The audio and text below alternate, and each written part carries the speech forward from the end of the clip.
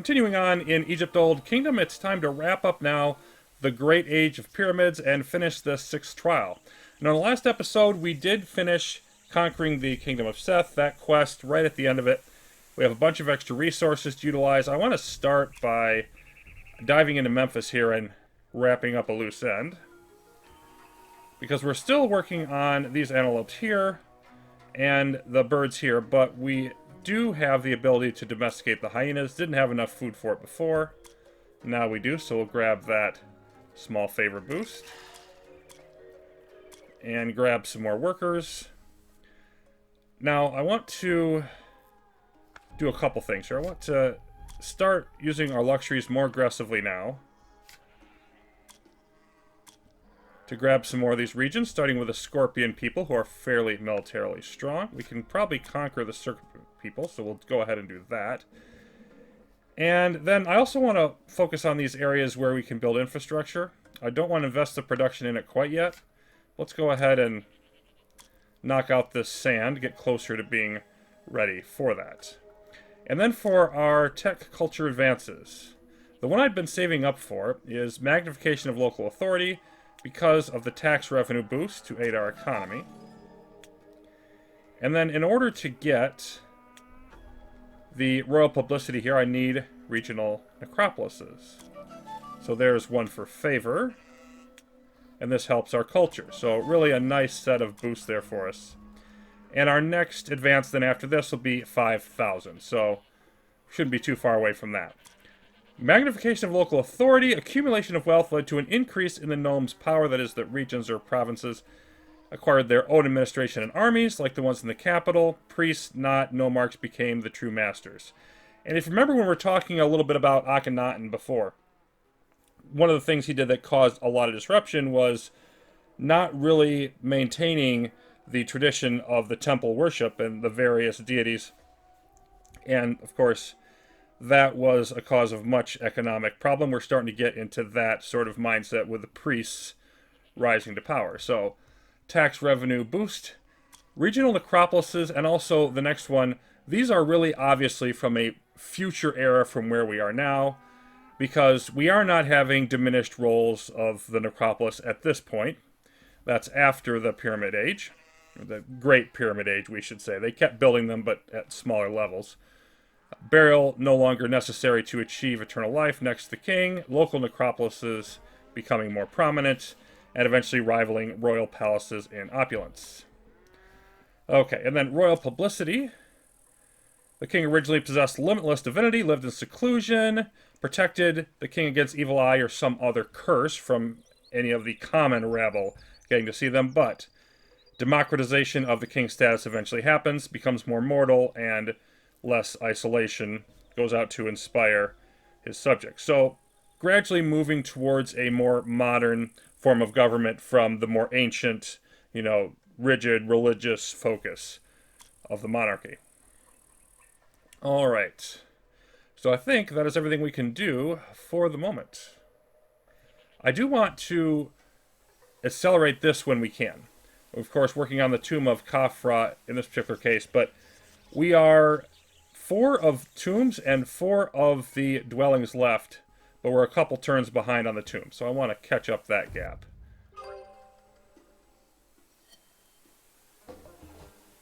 Seth fires and misses, and we have still the shield remaining. Ombos Pyramid complete. And Hierakonpolis is next. And we have talked about the Indus Valley civilization before, but Mohenjo-Daro in the Indus River Basin, rectangular building foundations, and they were indeed advanced in some cases by thousands of years for their time, building wells and toilets, sewer system, temples, etc. It kind of puts things into a bit of perspective when you consider that a lot of those developments there were happening around the same time the pyramids were being built in Egypt. Okay, so we can now move on, and what do we want to do next? I think I want to start acquiring more territory. It's probably the best item here. So we could go with the owl people here. I think they're as good a choice as any. The military option isn't great for them. We could defeat them, but it would be fairly tough. So let's go ahead and take the luxuries route. And then we do want to accelerate this here. Now, in terms of the rewards, or the ratings for completing the trial, we would have to finish turn 242 or earlier. Not going to make that for gold. 247 or earlier to get silver. That one we probably can make. We've got a lot of production going out, but this is a very large pyramid, of course. And so once this is done, things could look a little bit better for us.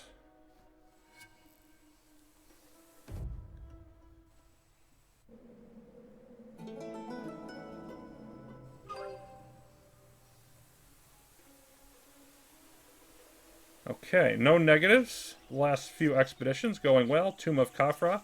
They don't tell us anything about it, even though it is almost as grand and large as the Great Pyramid of Giza from Khufu. And then Ptah, we're going to give you a boost to Osiris. 25% now as we're really ramping up that. Okay, and then it's time for the Sphinx. So we're going to accelerate that. Grab another worker. And we can accelerate this one now too. So we are now even in terms of the remaining turns. And if we look at our count here, we also have 3 of each to finish. So we just want to move those along each other with symmetry at this stage. And I think our next one, we can't go after the nut people. So we're kind of stuck there. We're still working on the spirits here. But I think I'm going to begin now trying to assimilate, or at least move towards assimilation with the wheat people. And that should do it.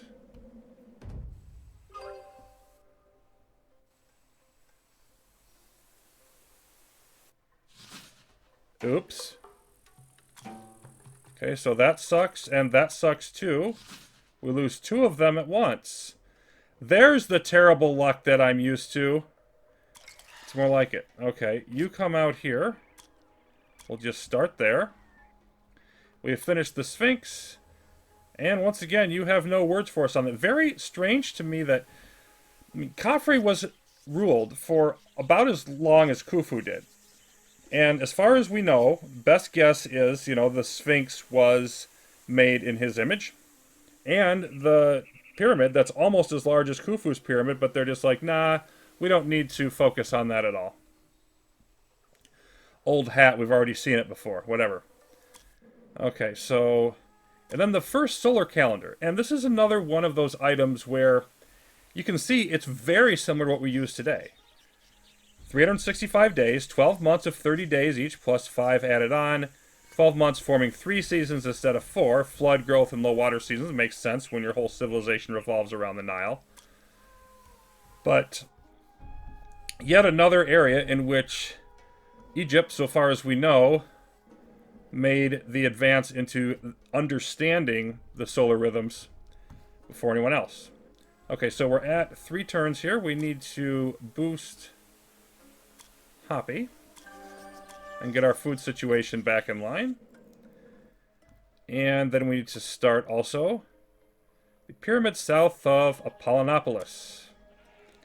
And we'll wait 1 turn on that. I think we have enough, though, when it comes to production, that we can begin now moving out into these, but we need free labor to do that.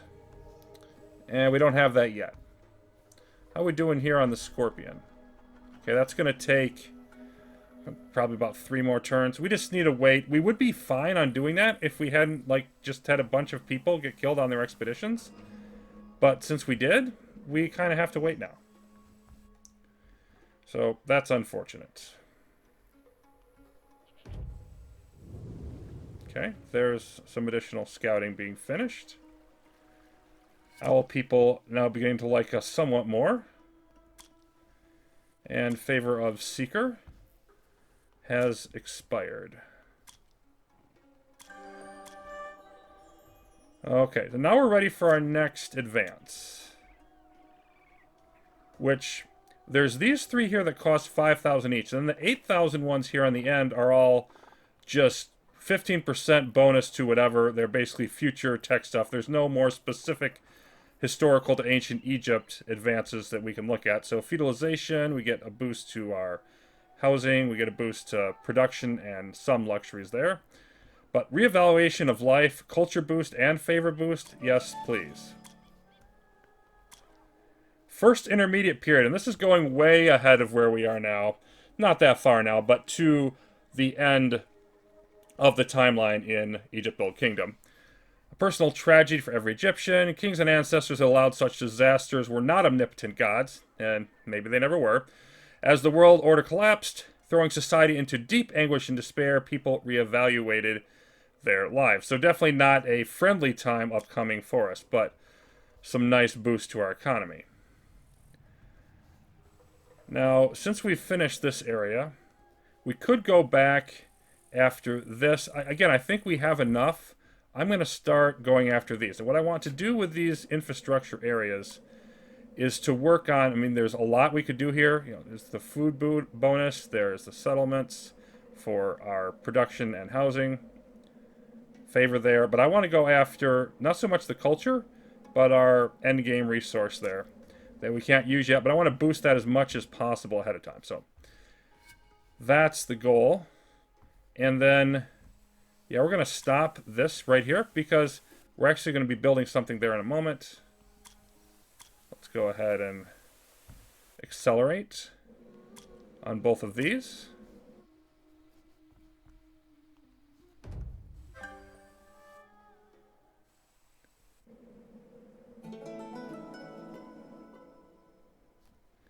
Fighting the serpent people.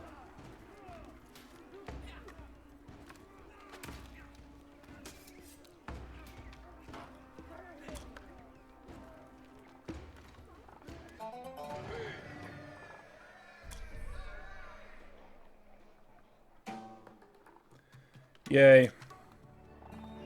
Alright, Giza Necropolis has been completed. Of course, this is the image that's from the thumbnail. And we have the Tomb of Menkaure over here, which is the one we've just finished. It's sort of the other pyramid, the third largest. Khufu here, Khafra here, the Sphinx down here, all the other various outlying buildings. And at this point, they moved on from building on the Giza Plateau. But really a remarkable achievement, and of course, again, the grandest of the Egyptian pyramids here to be seen. And the Giza Necropolis. Khufu founded a famous necropolis around it, gradually expanded. The pyramids of successors Khafra and Menkaure were built there. Their wives, children, and officials of highest rank all buried next to the builder kings. The great Sphinx called on to guard their repose. And as far as the Sphinx itself goes, it's largely still intact, but you can see, you know, the nose is broken off. We think that that was done intentionally, probably somewhere in the first millennium AD. So it lasted quite a while, but eventually it was, well, defaced, as it were. And we will take that favor bonus. Thank you very much. Okay, so we've got our last couple of items to build now here. The Tomb of Shepseskaf. We have completed the Tomb of Menkaure and the pyramid south of Apollonopolis. So both of those are completed, and now we're going to move on to the Elephantine Pyramid here. Okay, the curse is over here. Let's move your scouting here. And you here. And then, again, we're doing pretty good on our resources. We're going to finish up. Yeah, we only need one of you to wrap up what we're doing here with the Scorpion people, so that'll free up a worker. You're still working on the sand there. You're building there. And let's clear out these wells so that we can do this area. And then I think at this point, just really, we're doing as much as we can to acquire other regions. This is blocked off. And then we're not going to interrupt our scouting here to do the culture or vulture people there. So we're just going to continue on with the wells and move on from there.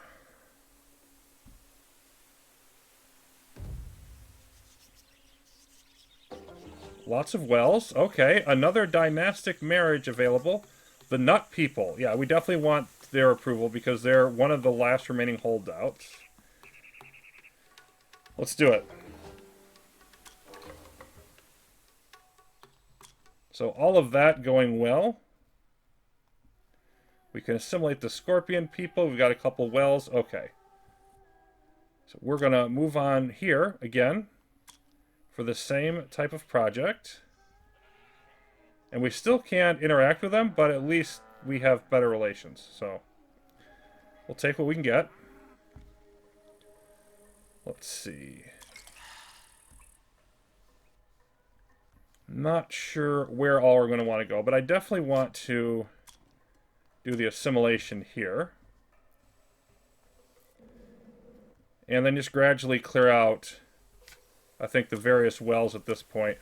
Let's just improve everything everywhere that we can. Luxury's getting low, but we're still doing all right. Oh, I almost forgot. And it would have been very bad if I did. Because I would have lost a turn here. But let's accelerate our final production.